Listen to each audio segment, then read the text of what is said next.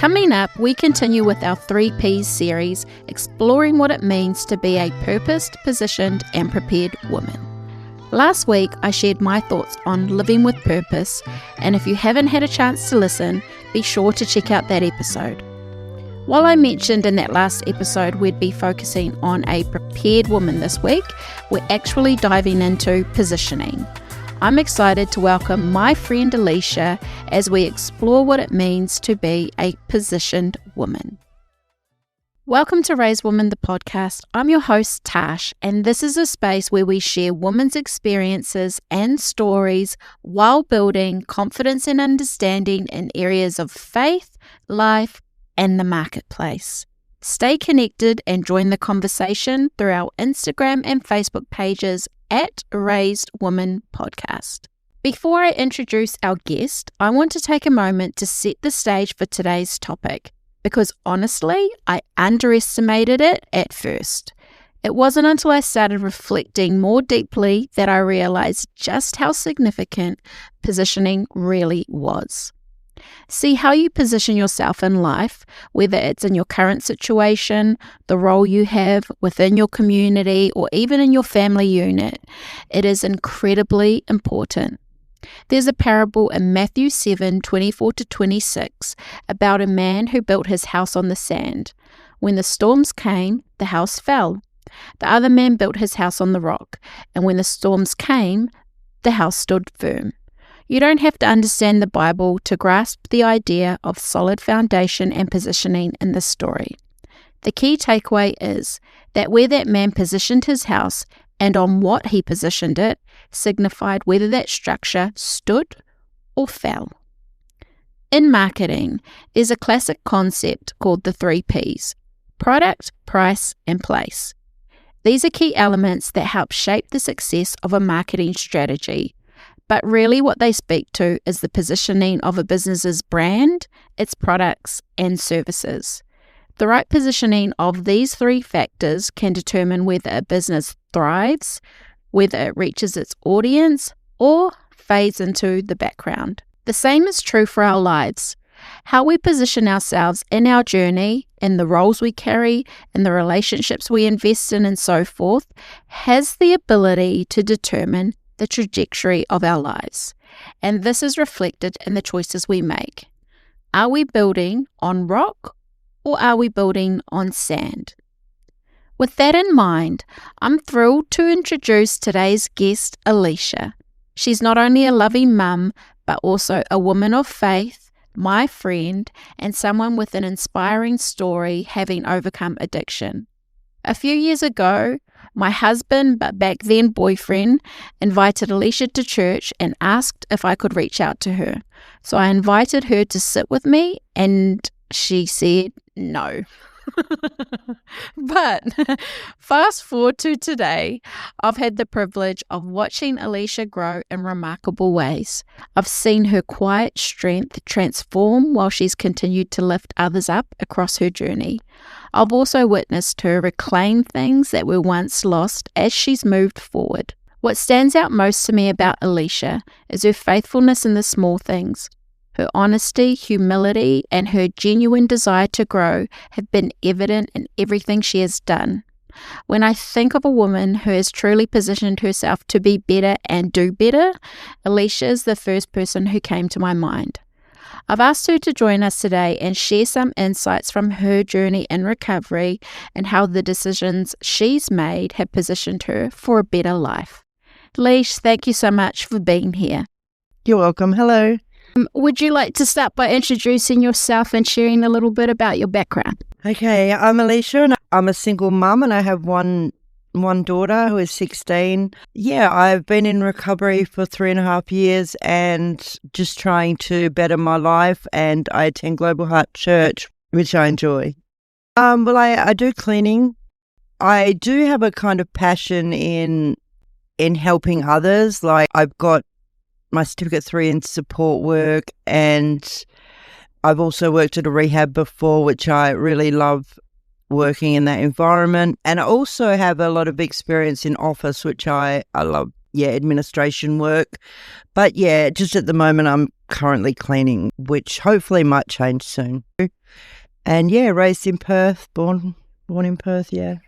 Was there a specific moment or experience in your life when you realised that something needed to change? Definitely 3 years ago, I knew I needed to get clean. Even probably before that, I've tried to change once before, and I did really well for 5 years, but I fell back into addiction, and I knew I needed to get clean again to have my daughter back in my life. And yeah, I was just spiritually numb, so definitely needed to change, yes. I had nothing. I was stuck not having a home or my daughter in my life. I couldn't spend the day without having drugs. So when I realised that I wasn't in control, I knew I needed to change. How was it that you knew you weren't in control?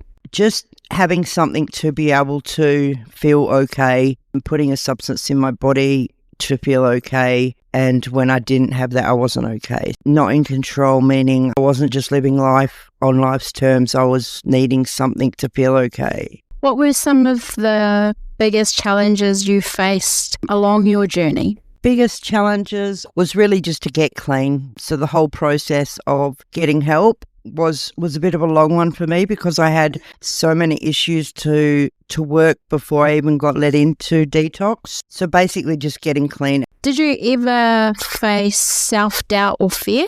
A lot of self-doubt and fear. I've had to put my faith in a higher power. I've had to push through the uncomfortable feelings when I didn't want to talk to people or I didn't want to attend somewhere because people were there. I just had to push through all that to kind of get out of my comfort zone and realize how important connection was. Fear, I'm turning kind of into faith in a higher power. Did you ever feel overwhelmed or like a sense of pressure? Sometimes when I walk through certain things, what gets me is that I can feel really overwhelmed to the point where I don't actually want to do anything. I'll stop myself before I even get to whatever it is that I'm thinking. I like to think that I don't need other people to stop me. I can stop myself. So I guess what my question is that did you ever face like that sense of being overwhelmed or feel pressure? Yeah, every day. Life's a bit exhausting. There's so much things to do throughout a day that I've just had to try and work one day at a time in my life and just tell myself one day at a time and just do the best I can do throughout the day and then get my head on that pillow at night time. But yeah, if I just take it day by day, it doesn't seem to be too overwhelming for me. Usually if I'm feeling overwhelmed, it's because I'm looking at something gigantic. So I just try to look at what I know is manageable. Yes, with my cleaning jobs too, it's like I rock up to a day of cleaning and I've got so much to do in that 5 hours. So I think how I manage that, and I feel overwhelmed all the time. Take it step by step. I do room by room. I break it down, maintain my little steps to get the whole finished product. How do you maintain balance to avoid burnout? Do section by section, and I've kind of got a routine now, so I know that every time I walk into that job, I'll be fine. I've just got to definitely just what I said day by day. I feel like if I make myself something to eat when I get home, I've done a bit of the washing. I've got Jade fed for the night. I feel that if I have a good rest, then I'm okay to do it all again the next day. It's like just I get recharged. If I'm doing something in the early morning, I'll try and have an early night or like a quiet night. But if I'm doing something in the afternoon or the night time, I'll try and have a steady day. So yeah, just breaking it down again and trying just to know my limit. Do what's manageable. Do something as simple as just having adequate rest. Yeah, so just sleep, self-care, making sure I'm going to my meetings and church every week, just doing what I have to do. I was actually speaking with a friend earlier and I was asking her, like, what is it that you do for you against burnout and all that? And she said, I make sure I drink enough water and I make sure I get enough sleep. She was like, and sometimes it doesn't need to be really complicated. It can just be quite simple. What kept you motivated during tough times? Definitely my daughter, being a good mum to her. And slowly that turns into wanting to do it for myself. How would you describe the process of building yourself back up? Hard. I'm lonely.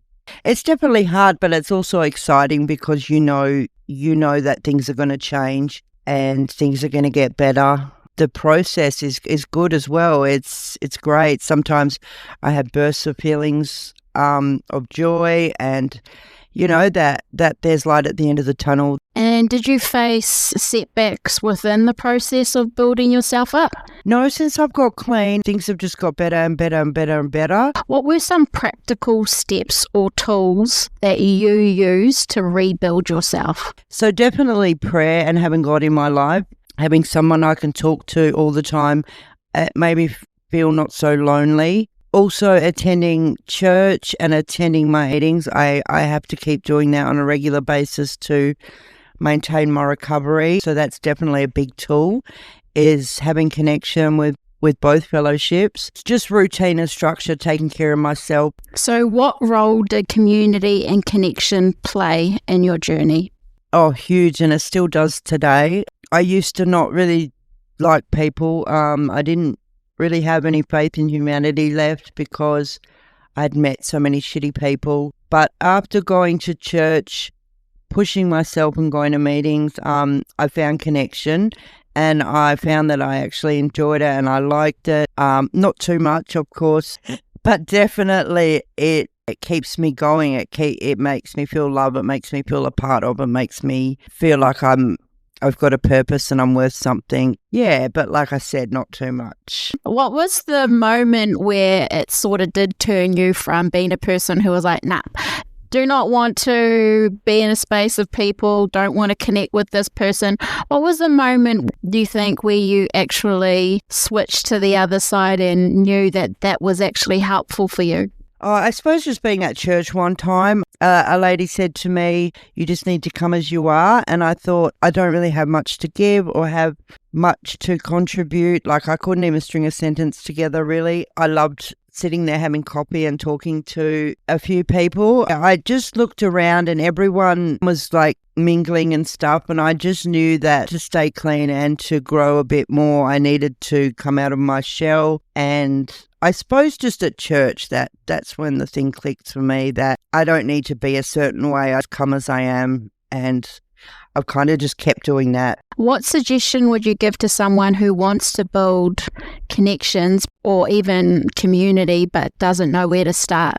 You definitely need a fellow friend, but in order for you to have that self-motivation, you would definitely need to, want to change and to be willing to, do those things in order to change, like just push through the fear. What do you do to continually grow and better yourself? Every week I have to go to church and prayer throughout the day. I do have a daily program which I read a few readings, just daily readings, have a sponsor who I need to ring and check in with. Just a lot of things I do to contribute to my self-care. If I don't do all these little things, then my little train will come off the tracks a little bit, and that's not like my world's going to fall apart. It's more like I might not be thinking straight, or I might start thinking negatively. To maintain my recovery and my peacefulness and my train, I have to put all these little things in daily to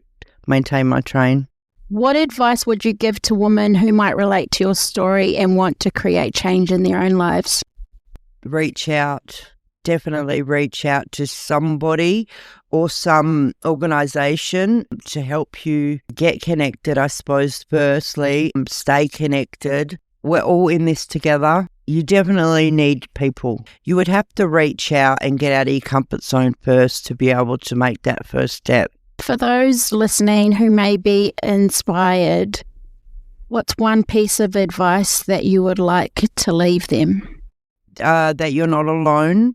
We all have good days, we all have bad days, but definitely we're not alone. Just start believing that you can change and that things are out there to help you change. Yeah, just that you're not alone. Finally, what have been some of the biggest blessings you've experienced on this journey? Oh, since I've been clean, definitely the bond with my daughter back. That joy is just, I can't even really describe that. That's just beautiful, amazing. blessings to be a part of Global Heart Church, just to have a community that has loved me back to life, kind of. So my blessings are my 2 fellowships, my daughter. Blessings, I've just had one after the other since I've been clean. Wow, Leash, thank you so much for sharing what you have today. You're welcome. Thanks for listening.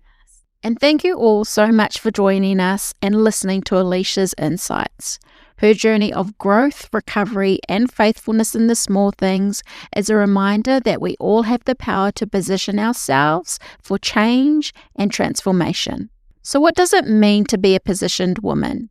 A positioned woman is someone who knows to build her house on the rock, not the sand. She is intentional in aligning her actions, mindset, and faith with the direction she wants to go. She takes small, purposeful steps to rise above her challenges, and through patience and perseverance, she bears fruit. She knows not about perfection, but about staying faithful in the process, and is aware that she can't do this journey alone. 2 questions I encourage you to think about today. What's one area of your life where you feel called to grow or make a change? What's one small action you can take today to start shifting in the direction you want to go? Whether it's a mindset shift, a conversation, or simply taking a moment to pause and reflect. Remember, progress is built one step at a time, and we're cheering you on every step of the way. I hope you feel inspired to take that action today. Join us next week as we continue this segment with a conversation about prepared women, featuring our next amazing guest, Leela. And don't forget to leave a comment if anything in today's episode resonated with you. We'd love to hear your thoughts. I'm your host, Tash. Have a blessed day. Continue to raise others up. We'll see you next time.